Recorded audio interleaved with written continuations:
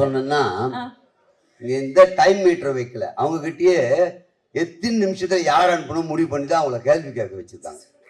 மற்ற இடத்துல எங்க கிட்ட மைக் கொடுத்தா 1.5 மணி நேரம் 2 மணி நேரம் பேசுவோன்ட்டு அழகா சொல்லிட்டாங்க. யார் லென்த்தா பேசணும் நீ ஏதாவது கேள்வி கேட்டு அனுப்பிச்சு. தேங்க்ஸ்மா, அதுக்குதான் உங்களை செட் பண்ணி வச்சிருக்காங்க. பேரன்புக்குரிய பெரியவர்களே, தாய்மார்களே, வாக்குரிமை பெற்ற வாக்காள பெருமக்களே, நாட்டை இருக்கின்ற இந்த வெளியீட்டு விழாவிற்கு வருகை தந்திருக்கும் அனைவருக்கும் அன்பு கலந்த வணக்கம்.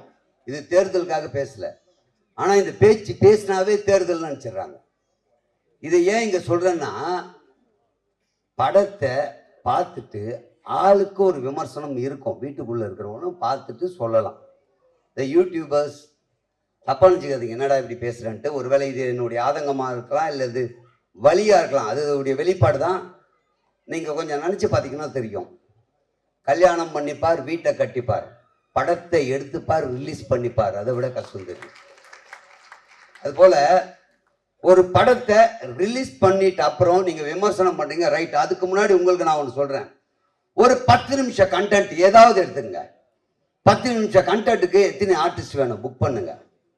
லொகேஷன் பாருங்க, காஸ்டியூம் போடுங்க, மேக்கப் போடுங்க, ப்ராப்ஸ் கொண்டு வந்து வைங்க, ஷூட் பண்ணுங்க, எடிட் பண்ணுங்க, ஆர்ஆர் போடுங்க, அப்லோட் பண்ணுங்க, ஹேஷ்டேக் போடுங்க, டேக் போடுங்க, டிஸ்கிரிப்ஷன் வைங்க, லோட் பண்ண அப்புறம் தம்ப்லைன் வைங்க, அதுக்கப்புறம் போஸ்ட் பண்ணுங்க. யோசித்து பாருங்க, 10 நிமிஷம் கண்டென்ட்டே உங்களால எடுக்க முடியல.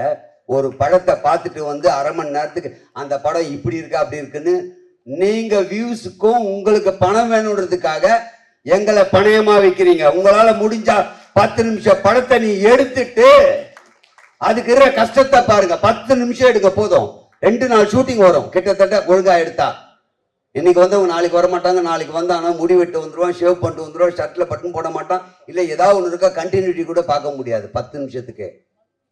அடுத்த நாள் அதே மாதிரி எல்லாம் கிடைக்கிறது கஷ்டம். அடுத்த நாள் நம்ம நைட் எஃபெக்ட்னு வச்சிருக்கலாம், ஈவினிங் ஒருவேளை லைட் போயிடுச்சுனாலும் கஷ்டம், வந்துட்டாலும் கஷ்டம்.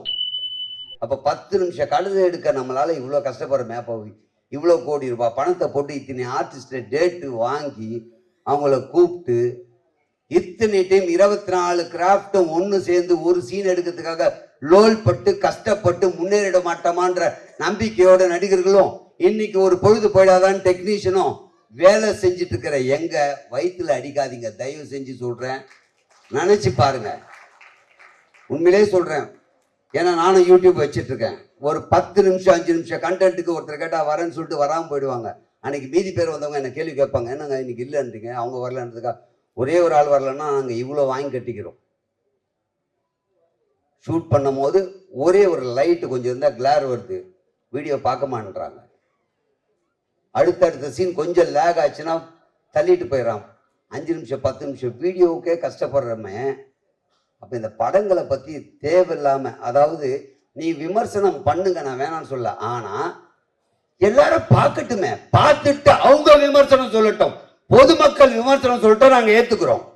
ஏன்னா எல்லாருக்கும் ஒரு கருத்து இருக்கும். இந்த படம் பார்க்கும்போது இந்த படத்தில் எனக்கு இது கரெக்டாக இருந்தது, இது இல்லை, இது வேணும், இது நல்லா இல்லை, அவங்களுக்கு ஒரு விமர்சனம் இருக்கும். அது என்ன, நீங்கள் பார்த்துட்டு இந்த படத்துடைய முழு படத்தையும் நீங்கள் தான் ஏதோ எடுத்தா மாதிரியும் இதில் தப்பு இருக்கா மாதிரியும் சொல்லும் போது சத்தியமாக அதில் பாதிக்கப்படுறது திரையுலகம் தான். தயவு செஞ்சு அதை புரிஞ்சுக்குங்க.